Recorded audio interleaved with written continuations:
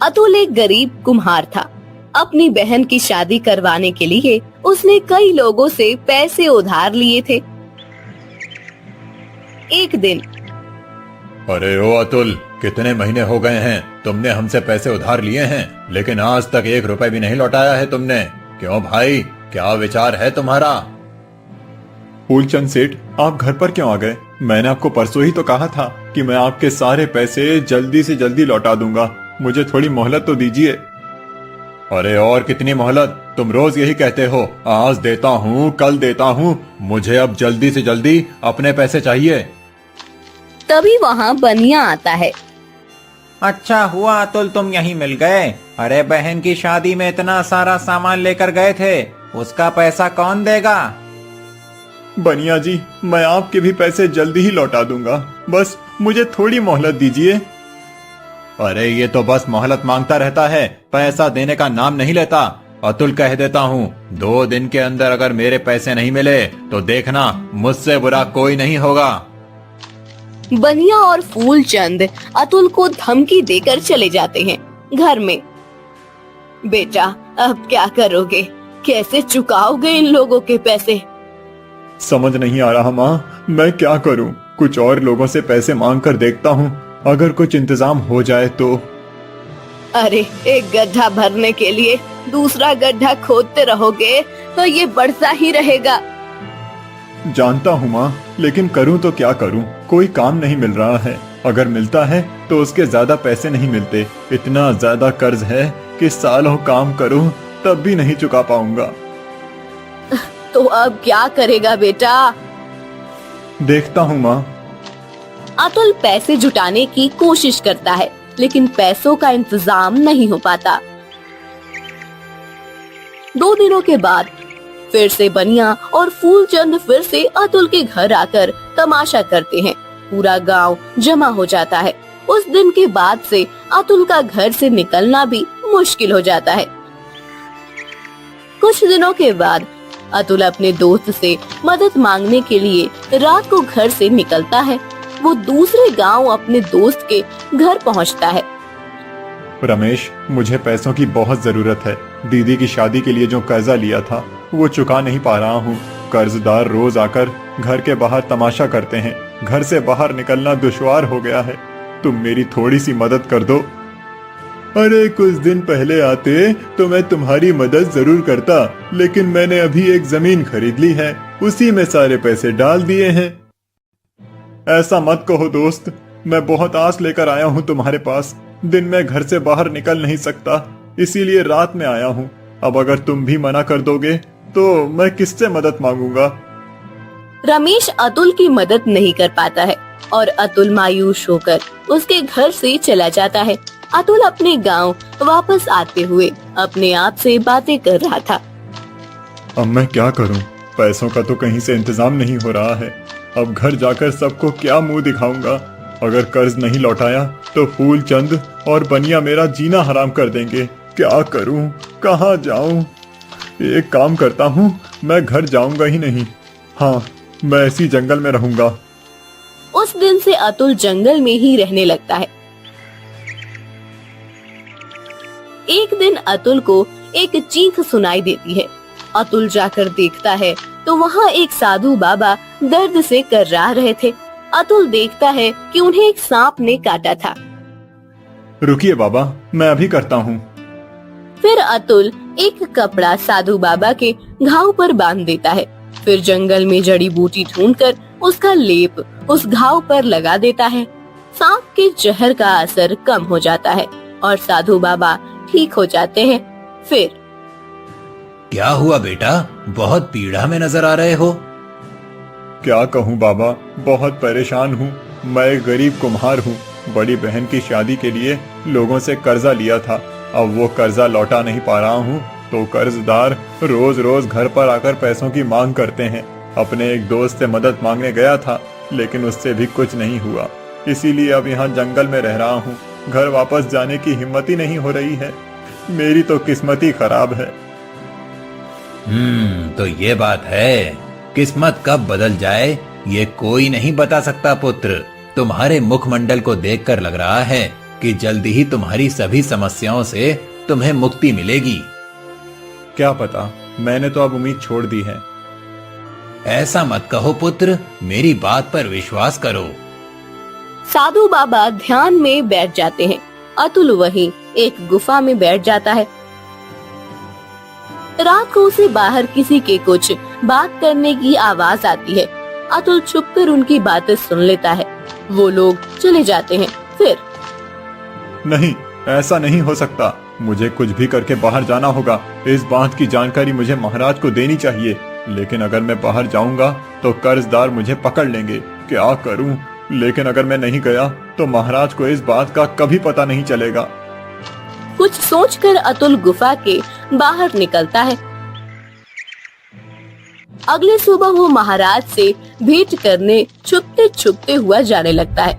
तभी फूलचंद और बनिया उसे पकड़ लेते हैं। कितने दिनों तक छुपा बैठा था, अच्छा हुआ मिल गया। बनिया चलो, अब इसे नहीं छोड़ेंगे। आज ये मिला है, अगर आज भाग गया तो वापस नहीं मिलेगा। रुकिए रुकिए, अभी मुझे महाराज से भेंट करना बहुत जरूरी है। मैं अगर महाराज से नहीं मिला तो अनर्थ हो जाएगा। अरे तू क्या हमें महाराज के पास लेकर जाएगा? महाराज के पास तुम्हारी शिकायत तो हम करेंगे। अब महाराज ही हमारा न्याय करेंगे। चलिए फूलचंद सेठ। दोनों अतुल को महाराज की राजसभा में लेकर जाते हैं। महाराज की जय हो। महाराज, हमारा न्याय कीजिए महाराज। क्या हुआ? क्या समस्या है आपकी फूलचंद जी? महाराज, इस अतुल ने महीनों पहले अपनी बहन की शादी के लिए मुझसे कर्जा मांगा था, लेकिन इतने महीनों के बाद भी इसने एक फूटी कौड़ी नहीं लौटाई है। ऊपर से इतने दिनों से ये कहीं भाग गया था, आज पकड़ में आया है। हाँ महाराज, ये अपनी बहन की शादी के लिए सारा सामान मेरी दुकान से उधार ले गया था, लेकिन मजाल है कि पैसे लौटाए। अब आप ही न्याय कीजिए महाराज। अतुल, क्या ये दोनों जो बोल रहे हैं वो सत्य है?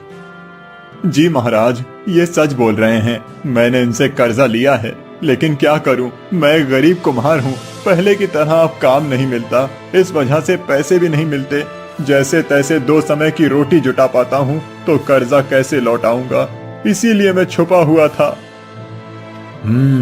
तुम ये मान्य करते हो कि तुमने इनके पैसे नहीं लौटाए हैं, तो अब तुम्हें दंड तो मिलना ही चाहिए। अवश्य महाराज, आप मुझे अवश्य दंड दीजिए, लेकिन सबसे पहले मुझे आपसे एक बहुत जरूरी बात करनी है। ये बात अभी करना बहुत जरूरी है, नहीं तो बहुत देर हो जाएगी। कृपया कर महाराज, मेरे साथ एकांत में चलिए। मैं ये बात सबके सामने नहीं कर सकता। ठीक है, चलो, परंतु यदि तुम्हारी बात महत्वपूर्ण नहीं हुई तो तुम्हारा दंड बढ़ जाएगा। महाराज अतुल को अपने कक्ष में ले जाते हैं। तब महाराज, मैं कर्जदारों से बचने के लिए जंगल में एक गुफा में रह रहा था। उस रात मैंने गुफा के बाहर 2 लोगों को बात करते हुए सुना। वो कह रहे थे कि तुम्हें पता है ना क्या करना है? ये कार्य हो जाना चाहिए। यदि शीघ्र ये कार्य नहीं हुआ तो तुम इस राजमहल से बाहर जाओगे, समझ गए? मैं समझता हूँ, आप चिंता मत कीजिए, आपका दिया हुआ कार्य आज हो जाएगा। ये लो, ये विष सबसे जहरीले नाग से निकाला गया है। इसे महाराज के भोजन में मिलाकर उन्हें खिला देना। एक ही निवाले में महाराज की मृत्यु निश्चित है। ये कार्य अति सावधानी के साथ होना चाहिए। यदि किसी को ज्ञात हो गया तो अनर्थ हो जाएगा। मैं स्वयं ध्यान रखूंगा। अब चलो, धनवान बनने का अवसर प्राप्त कर लो। ये सब बातें सुनी है महाराज। कोई आपके खाने में विष मिलाकर आपको मारना चाहता है। मुझे ये जानकारी आप तक पहुंचाना बहुत जरूरी लगा, इसीलिए मैं कर्जदारों का गुस्सा सहन कर यहाँ आ गया। परंतु मैं कैसे मान लूं कि तुम जो कह रहे हो वो सत्य है? महाराज, मुझे असत्य बोलकर क्या फायदा होगा? मेरा विश्वास कीजिए, मैं बिल्कुल सही बोल रहा हूँ। ठीक है, मैं अभी प्रधान जी को बुलाकर इस विषय में जानकारी प्राप्त करने को कहता हूँ। महाराज, आप जो भी करेंगे उचित ही होगा, लेकिन मुझे लगता है कि शायद वो लोग आपके राजमहल या आपके आसपास के ही हों। हाँ, ये भी हो सकता है। तुमने उस दिन देखा था कि वो व्यक्ति कौन थे? तुम्हें कुछ याद भी है? उनके कपड़े कैसे थे या उनकी कोई विशेष बात? नहीं महाराज, रात का समय था और बहुत अंधेरा था। मैं गुफा के अंदर छुपकर उनकी बातें सुन रहा था। तो अब कैसे पता चलेगा कि वो लोग कौन थे? क्या तुम उनकी आवाज पहचान सकोगे? जी महाराज, जरूर, मुझे उनकी आवाज याद है। ठीक है, तुम यहीं मेरे कक्ष में छुप जाओ। मैं एक एक करके राज्य के मंत्री और सेवकों को बुलाकर उनसे बात करता हूँ। तुम उनकी आवाज पहचान कर मुझे इशारा कर देना। फिर महाराज एक एक करके मंत्री और सेवकों को बुलाकर उनसे कुछ बात करता है। सब रसोइयां भी आकर महाराज से आकर मिलते हैं। जब प्रधान और मुख्य रसोइयां महाराज को मिलते हैं, तब अतुल छुपके से उन्हें इशारा कर देता है। फिर महाराज प्रधान और मुख्य रसोइये को बुलाकर, प्रधान जी, मुझे जानकारी प्राप्त हुई है कि आप मेरी मृत्यु की योजना बना रहे हैं। इस मुख्य रसोइये के साथ मिलकर आपने मेरे भोजन में विष मिलाने की योजना बनाई थी। नहीं महाराज, ये आप क्या कह रहे हैं? आपको किसी ने गलत जानकारी दी है। मैं आपकी मृत्यु की योजना क्यों बनाऊंगा? आपका इसमें कोई लाभ होगा, इसीलिए आप सत्य बताइए, अन्यथा मुझे बल का प्रयोग करना पड़ेगा। नहीं महाराज, मैं सब सत्य बताता हूँ। महाराज, मैं आपको मारकर स्वयं राजा बनना चाहता था। आप अकेले हैं, आपका ना तो कोई पुत्र है ना परिवार। मैंने कई सालों से राजा बनने की लालसा पाली हुई थी और आपकी मृत्यु की योजना भी बना रहा था, परंतु आप हर बार बच जाते थे। इसीलिए मैंने इस बार आपके भोजन में विष मिलाने की योजना बनाई थी। मुझे क्षमा करें महाराज। प्रधान की बात सुनकर महाराज क्रोधित हो जाते हैं और आपको क्षमा नहीं, दंड मिलेगा। इतना बड़ा अपराध किया है आपने और क्षमा मांग रहे हैं। सैनिकों, बंदी बना लो इन दोनों अपराधियों को। प्रधान और रसोइयों को बंदी बना लेते हैं। महाराज अतुल को बहुत सारा धन देते हैं और उसका कर्जा उतारने को कहते हैं। अतुल, तुमने अपनी सूझबूझ से मेरे प्राणों की रक्षा की है, इसीलिए मैं चाहता हूँ कि आज से तुम मेरे अंग रक्षक के रूप में काम करो। तुम सदा मेरे साथ रहोगे तो मेरे प्राणों को कोई संकट नहीं होगा। ये तो मेरा सौभाग्य है महाराज। अतुल महाराज का अंग रक्षक बना जाता है। महाराज के दिए हुए धन से वो अपना सारा कर्जा उतार देता है। साधु बाबा की सच हो जाती है। अतुल की किस्मत रंग दिखाती है और उसका जीवन बदल जाता है।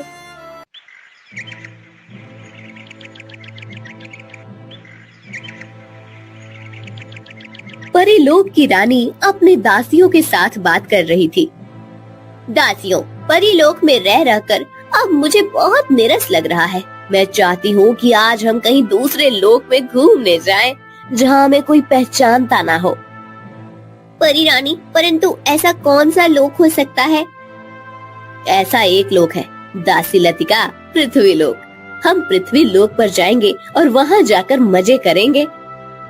परंतु परी रानी, अभी तो रात हो गई है, हमारा जाना क्या सुरक्षित होगा? मौन रहो दासी यामिनी, हम परियां हैं और मैं इस स्वर्ग परी लोक की रानी हूँ, जिसके पास अपार शक्तियाँ हैं। मुझे किसी से कोई भय नहीं है। तुम चलने की तैयारी करो। परी रानी की आज्ञा मानते हुए दासी लतिका, दासी यामिनी और कुछ दासियां परी रानी के साथ पृथ्वी लोक पर आने के लिए निकलती हैं। सभी आसमान में विहार करते हुए पृथ्वी पर आकर रुकती हैं। उन्हें गन्ने का एक हरा भरा खेत दिखाई देता है। सभी उस खेत में आकर रुकती हैं। अरे वाह, कितनी प्यारी और मीठी सुगंध आ रही है। ये सुगंध किस वस्तु की है लतिका? परी रानी, हम जहाँ खड़े हैं वहीं से ये सुगंध आ रही है। ये गन्ने की सुगंध है। पृथ्वी पर इस गन्ने से शक्कर और फिर शक्कर से मिष्ठान बनाए जाते हैं। अच्छा, तुम मेरे लिए कुछ गन्ने तोड़ कर ले आओ। मैं खाकर देखना चाहती हूँ कि वास्तव में ये गन्ने कितने स्वादिष्ट होते हैं। लतिका और यामिनी कुछ गन्ने तोड़कर परी रानी के पास रखती है। परी रानी गन्ने खाने लगती है। उसे गन्ने का स्वाद इतना पसंद आता है कि वो बहुत सारे गन्ने खा लेती है। फिर अब बस चलो, मेरा तो पेट भर गया। अब हम कल फिर से आएंगे यहाँ गन्ने खाने। सभी फिर से परीलोक में चली जाती है। ऐसे ही 2 दिन चलता रहता है। गन्ने के खेत के मालिक रामू जब गन्ने को पानी देने आता है, तब वो देखता है कि कुछ गन्ने तोड़े हुए हैं। फिर वो अपने दोस्त से बात करता है। अरे हरिया, 2 दिन से कोई आकर गन्ने तोड़ रहा है। ऐसा ही चलता रहा तो मेरा तो बहुत नुकसान हो जाएगा। हाँ, मैंने भी सुना है रामू कि कुछ लोग गन्ने की चोरी करके उन्हें 2 गुने दाम में बेच रहे हैं। तुम्हें जल्दी ही कुछ करना चाहिए। एक तो तुम्हारा खेत इतना बड़ा है कि तुम अकेले उस पर ध्यान नहीं दे सकते। तो अब क्या करूं? मेरी तो कुछ भी समझ में नहीं आ रहा। एक काम कर सकते हो, तुम अपने खेत के चारों बाजू में कांच के टुकड़े या कीलें डाल दो। जैसे ही कोई गन्ना चोरी करने आएगा, कील उसके पैर में चुभने लगेगी और वो वापस चला जाएगा। हाँ, बात तो तुम्हारी सही है, पर ऐसा करना ठीक होगा? मैं नहीं चाहता कि मेरी वजह से किसी को दर्द हो। तो फिर होने दो चोरी, जब पूरा खेत उखड़ जाएगा तब पता चलेगा तुम्हें। हाँ। हरिया की बात पर रामू सोच में पड़ जाता है। अगले दिन वो खेत की चारों तरफ कील बिछा देता है, जिससे कि चोरी ना हो। रात को फिर से परी रानी और उनकी दासियां को साथ ले आती है। क्या खुशबू है इन गन्नों की। वाह, मुझे तो लगता है कि कुछ गन्ने तोड़कर हम अपने परी लोक में ले जाएं। परंतु परी रानी, हमारे परी लोक का तो नियम है ना कि हम किसी दूसरे लोक से वहाँ कुछ नहीं ले सकते। हाँ हाँ, जानती हूँ, तुम्हें मुझे बताने की जरूरत नहीं है। चलो, अभी तो ये गन्ने खा लेती हूँ। परी रानी फिर से दासियों को गन्ने तोड़ने को कहती है। इधर सुबह जब रामू खेत में आता है, तब वो सोचता है कि आज तो गन्ने की चोरी नहीं हुई होगी। लेकिन जब वो आकर देखता है खेत के एक हिस्से में गन्ने गायब हो गए हैं, तब वो भागकर हरिया के पास आता है और सर पर हाथ धरे बैठ जाता है। अरे क्या हुआ रामू भाई, ऐसे क्यों बैठे हो? क्या बताऊं हरिया, कल तुमने जैसा कहा था ठीक वैसे ही मैंने खेत के चारों ओर कील बिछा दी थी। लेकिन जब मैं अपने खेत में गया तब मैंने देखा कि खेत के एक हिस्से से गन्ने गायब हो गए हैं। क्या भला ऐसी चोरी कौन कर सकता है जो खेत के अंदर भी ना आए और गन्ने चुरा कर ले गया? ये तो अजीब बात हो गई। दोनों सोच में पड़ गए थे कि आखिर चोरी हो कैसे सकती है, लेकिन उन्हें ये पता नहीं था कि परियां आसमान से उड़ती हुई सीधे खेत के अंदर आ गई थी, इसलिए उन्हें कील चुभने का कोई सवाल ही नहीं था। फिर एक दिन, दासियों, मेरा गन्ने खाने का बहुत मन हो रहा है, चलो हम अभी पृथ्वी लोक पर चलते हैं। अरे तू परी रानी, अभी तो सुबह है, हमें किसी ने देख लिया तो तुम दोनों किस लिए हो? तुम और बाकी दासियां खेत के बाहर रहकर पहरा देना। अगर कोई आता हुआ दिखे तो तुरंत मुझे खबर कर देना। परंतु परी रानी, अब कोई किंतु परंतु नहीं, चलो जाने की तैयारी करो, मुझे भी थोड़ा श्रृंगार करना है। दासी यामिनी और दासी लतिका परी रानी के कक्ष से बाहर आती है। लतिका, मुझे परी रानी का व्यवहार बिल्कुल भी अच्छा नहीं लगता। हम कितने दिनों से रोज उस खेत में जा रहे हैं। परी रानी तो रोज हमें गन्ने तोड़ के लाने को कहती है और खुद खा लेती है। हमें तो आज तक उस गन्ने का स्वाद कैसा है ये भी नहीं पता, और उस किसान के बारे में भी तो सोचो, उसका कितना नुकसान होता होगा ऐसे गन्ने की चोरी हो गई तो। तुम्हारी बात तो सही है यामिनी, परंतु हम क्या कर सकते हैं? हम तो साधारण दासियां हैं। परी रानी के साथ शत्रुता करना हमारी क्षमता के बाहर है। हम साधारण दासियां नहीं है लतिका। क्या तुम नहीं जानती कि परी रानी ने अपनी शक्तियां बढ़ाने के लिए हमारी शक्तियां सीमित की है? उन्हें भय था यदि हम में भी उनके जितनी शक्ति होती तो हम उनकी जगह पर हम रानी बन जाए, इसलिए उन्होंने हमारी शक्तियों को सीमित कर दिया है। सब जानती हूँ यामिनी, परंतु हम कुछ नहीं कर सकते। देखना लतिका, मेरा हृदय कहता है कि एक दिन ऐसा जरूर आएगा कि उस दिन कोई आकर परी रानी के कमंड को चूर चूर करेगा और हमें इस पीड़ा से मुक्त करेगा। वो सब तो जब होगा तब होगा यामिनी, अब चलो, अन्यथा रानी परी और क्रोध करेंगी हम पर। सभी दासियां परी रानी के साथ रामू के खेत में आती हैं। परी रानी दासियों को खेत के आसपास नजर रखने को कहती है। यामिनी भी एक पेड़ पर बैठकर नजर रख रही थी कि तभी उसके कान पर रामू की आवाज आती है। क्या कहूँ हरिया, ये गन्ने की चोरी तो रुकने का नाम ही नहीं ले रही। अब तक लगभग आधे गन्ने उस चोर ने चुरा लिए हैं। तुमने जो उपाय कहा था वो भी कर लिया, लेकिन समझ नहीं आ रहा कि चोर किस रास्ते से आकर गन्ने चुरा कर ले जाता है। मेरा तो बहुत भारी नुकसान हो गया भाई। हाँ भाई रामू, मैं समझ सकता हूँ कि तुम्हें कितना दुख हो रहा होगा। दुख गन्ने की चोरी का नहीं है हरिया। तुम तो जानते हो कि गांव में कोई भी मुझसे गन्ने या दूसरा कोई भी अनाज मांगने आता है तो मैं खुशी खुशी दे देता हूँ। लेकिन इस गन्ने से मुझे बहुत आस थी। इस बार इतनी अच्छी फसल हुई थी, मैंने सोच लिया था पिताजी की आंखों का और माँ के घुटनों का ऑपरेशन करके उन दोनों को उनकी परेशानियों से मुक्ति दिलाऊंगा। लेकिन अब फसल ही नहीं रही तो क्या बेचूंगा और क्या कमाऊंगा। दुखी मत हो रामू, भगवान सब देख रहा है। देखना सब कुछ ठीक हो जाएगा। रामू की बात सुनकर यामिनी को बहुत दुख होता है। रामू दिल का कितना अच्छा है ये भी उसे पता चलता है। जब सभी परियां परी लोग वापस चली जाती है तब परी रानी, मुझे आपसे बात करनी है। उस खेत के मालिक रामू को आज मैंने बात करते हुए सुना। वो बहुत परेशान है परी रानी। आप उसकी गन्ने खा रही है, इस कारण से वो बहुत पीड़ा में है। उसकी फसल आधी हो गई है। अब उसे बेचकर वो अपने माता पिता का इलाज नहीं कर सकता। उसे तो ये भी समझ नहीं आ रहा है कि चोरी कौन कर रहा है। मेरा आपसे अनुरोध है परी रानी कि आप आज से वहाँ न जाएं। तुम कौन होती हो मुझे ये सब कहने वाली? तुम एक साधारण दासी होकर मुझसे प्रलाप कर रही हो। उस एक मनुष्य के लिए अपने समस्त लोक के स्वामिनी के साथ विवाद कर रही हो। चली जाओ मेरी दृष्टि के सामने से। यामिनी परी लोक से उतरकर पृथ्वी लोक पर आती है और रामू से आकर मिलती है। यामिनी उसे परी रानी के विषय में सारी बात बता देती है। अच्छा, तो ये सब हो रहा था मेरे खेत में, इसीलिए मेरे चारों तरफ कील बिछाने के बाद भी कोई फायदा नहीं हुआ। अच्छा हुआ तुमने मुझे सब कुछ बता दिया। अब मैं खुद आपकी रानी परी से बात करता हूँ। नहीं, तुम उनसे बात मत करो। वो बहुत जिद्दी और घमंडी है। उन्हें कोई समझाए ये उन्हें बिल्कुल भी अच्छा नहीं लगता। जब उन्हें पता चलेगा कि मैंने तुम्हें ये सब सत्य बता दिया है तब वो मुझे भी दंडित करेंगी। इसलिए मैं चाहती हूँ कि मैं सदा यही इस पृथ्वी लोक पर ही रहूं। रामू, मैंने उस दिन जब तुम्हारी बातें सुनी थी तभी मैंने विचार कर लिया था कि मुझे अपना बाकी जीवन तुम्हारे साथ व्यतीत करना है। ऐसा पुरुष जो अपने माता पिता के बारे में इतना प्रेम भाव रखता है, उससे विवाह करना मेरा सौभाग्य होगा।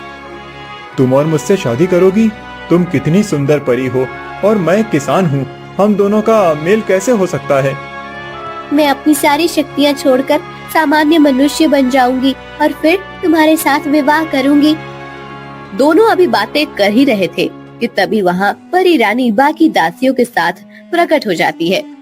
अच्छा, तो तुम यहाँ हो और ये क्या विवाह की रट लगा रखी है तुमने? एक परी किसी से भी विवाह नहीं कर सकती। मैं तुम्हें विवाह करने की अनुमति नहीं देती। चलो चलो यहाँ से। परी रानी यामिनी को अपने हाथ से खींचते हुए ले जाती है। यामिनी के व्यवहार को देखकर परी रानी इतनी क्रोधित हो जाती है कि वो रामू के गांव को श्राप देती है कि उनके गांव के सारे खेत सूख जाएं और धरती बंजर हो जाए। इधर परी रानी के श्राप से एकाएक सारी जमीन बंजर हो जाती है। फल और फूल तक मुरझा जाते हैं।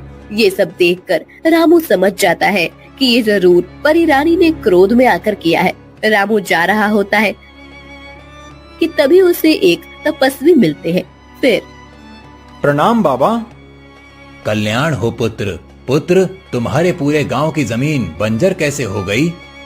रामू तपस्वी को परी रानी की सारी करतूत बता देता है। फिर बाबा, मैं उस परी रानी को सबक सिखाना चाहता हूँ। उसने मेरे गांव वालों को बेवजह परेशानी में डाला है और वो परी लोक में दासी परियों के साथ भी गलत व्यवहार करती है। अब समय आ गया है कि उनके घमंड को चूर किया जाए। बाबा, आप मुझे कोई ऐसी शक्ति दीजिए जिससे मैं परी लोक में जाकर वापस आ सकूं। अवश्य पुत्र, मैं तुम्हें ऐसी शक्ति प्रदान कर सकता हूँ, परंतु मेरे इस वरदान का प्रभाव केवल 3 दिनों तक रहेगा। यदि इन 3 दिनों में तुम परी लोक से धरती पर वापस नहीं आए तो तुम सदा के लिए उस परी लोक में कैद हो जाओगे। तपस्वी से वरदान प्राप्त करके रामू परी लोक में पहुंच जाता है। वहाँ उसे दासी लतिका मिलती है, जो उसे बताती है कि यामिनी को परी रानी ने बंदी बनाकर कारागार में रखा है। फिर वो छुपते छुपते रामू को यामिनी के पास लेकर जाती है। तुम यहाँ कैसे आ गए? पृथ्वी का कोई मनुष्य परीलोक में नहीं आ सकता। रामू यामिनी को तपस्वी जी के वरदान के बारे में बताता है।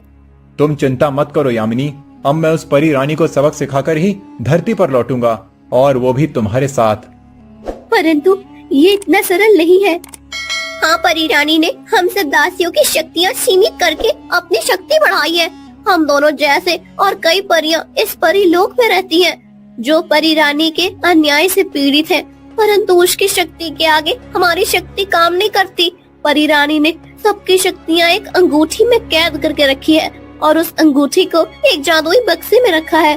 सुना है कि वो बक्सा पल पल में अपनी जगह बदलता है, कोई उस बक्से को छू ना पाए। इस कारण से परी रानी ने ऐसी योजना बनाई है।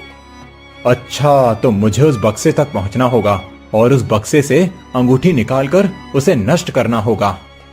हाँ, जैसे ही वो अंगूठी नष्ट हो जाएगी, हम सबकी शक्तियाँ हमें वापस मिल जाएंगी और परी रानी की शक्तियाँ सीमित हो जाएंगी। लेकिन क्या तुम ये कर पाओगे? उस बक्से को प्राप्त करना बहुत ही कठिन है। मैं उसे प्राप्त कर पाऊंगा या नहीं, ये तो मैं नहीं जानता, लेकिन मैं प्रयास तो अवश्य कर सकता हूँ। परी यामिनी अगर मेरे लिए अपनी सारी शक्तियाँ छोड़कर एक सामान्य मनुष्य बनने के लिए तैयार हो सकती है, तो मैं उनके लिए और आप सभी परियों की आजादी के लिए एक बार प्रयत्न जरूर कर सकता हूँ। परंतु तुम्हें बहुत सजग होकर ये काम करना होगा। परी रानी को जरा भी जानकारी प्राप्त हुई कि तुम यहाँ आए हो, तो वो तुम्हें यहाँ कैद करके रखेंगी। रामू भैया, वो जादुई बक्सा एक तहखाने में रखा है, जहाँ तक जाने का मार्ग हमें किसी को नहीं पता। वो तुम्हें खुद ढूंढना होगा। हाँ, मैं निकलता हूँ। तपस्वी जी ने मुझे वरदान केवल 3 दिनों के लिए दिया है। इतने समय में मुझे सबको मुक्त करना है। रामू यामिनी को तसल्ली देकर तहखाने का मार्ग ढूंढने निकल पड़ता है। सबसे छुपते छुपाते बहुत दूर तक चलने के बाद वो थककर एक पेड़ के नीचे बैठ जाता है। उसे समझ नहीं आ रहा था कि आखिर तहखाना कहाँ हो सकता है। उसे भूख भी लगी होती है। वो देखता है कि पेड़ पर कुछ फल लगे हुए हैं। वो जैसे ही पेड़ पर चढ़ने के लिए पैर रखता है, तो जमीन के नीचे तहखाने का दरवाजा खुल जाता है और रामू खुश होकर तहखाने के अंदर चला जाता है। अच्छा, तो ये है वो तहखाना। यहाँ तो बहुत सारा खजाना रखा हुआ है। यहाँ तो कितने सारे बक्से भी रखे हुए हैं। अब इन सब में वो बक्सा कहाँ ढूंढूं? हाँ, सभी बक्सों को एक बार ध्यान से देखता हूँ। लतिका ने कहा था कि वो बक्सा हर बार अपनी जगह बदल लेता है। इन बक्सों में से जो भी बक्सा अपनी जगह बदलेगा, वही जादुई बक्सा होगा। ये सोचकर रामू ध्यान से सभी बक्सों की देखने लगता है। तभी एक चमकने वाला बक्सा अपनी जगह बदल देता है। अच्छा, तो ये है वो जादुई बक्सा। कितना चमक रहा है। अभी इसे पकड़कर खोलता हूँ। रामू बक्से को पकड़ने लगता है, लेकिन जैसे ही रामू बक्से को हाथ लगाता, बक्सा उसके हाथ से छूटकर अपनी जगह बदल देता। बहुत देर तक ऐसा ही होने के बाद नहीं, इस बक्से को ऐसे पकड़ना आसान नहीं, कोई तरकीब लगानी पड़ेगी। फिर रामू वहीं पड़ा हुआ एक बड़ा पत्थर उठाता है और एक रस्सी से उस पत्थर को बांध देता है। फिर रामू उस रस्सी को हवा में गोल गोल घुमाने लगता है। गोल गोल घूमने की वजह से पत्थर उस बक्से को लगता है और बक्सा टूटकर जमीन पर गिर जाता है। चलो, ये तो खुल गया। अब अंगूठी निकाल लेता हूँ। चलो, ये तो खुल गया। अब अंगूठी निकाल लेता हूँ। रामू उस बक्से से अंगूठी निकालकर उसे पत्थर से तोड़ देता है। उसके ऐसा करते ही परी रानी की शक्तियाँ कम होने लगती है और यामिनी कारागार से मुक्त हो जाती है। सभी दासियों को अपनी सारी शक्तियाँ वापस मिलती है। लगता है रामू अपने कार्य में सफल हो गया है। अब उस परी रानी की शक्तियाँ कम हो जाएंगी। इधर परी रानी की शक्तियाँ कम हो जाती हैं और बाकी सब परियां रानी के सामने सख्त होकर खड़ी हो जाती हैं।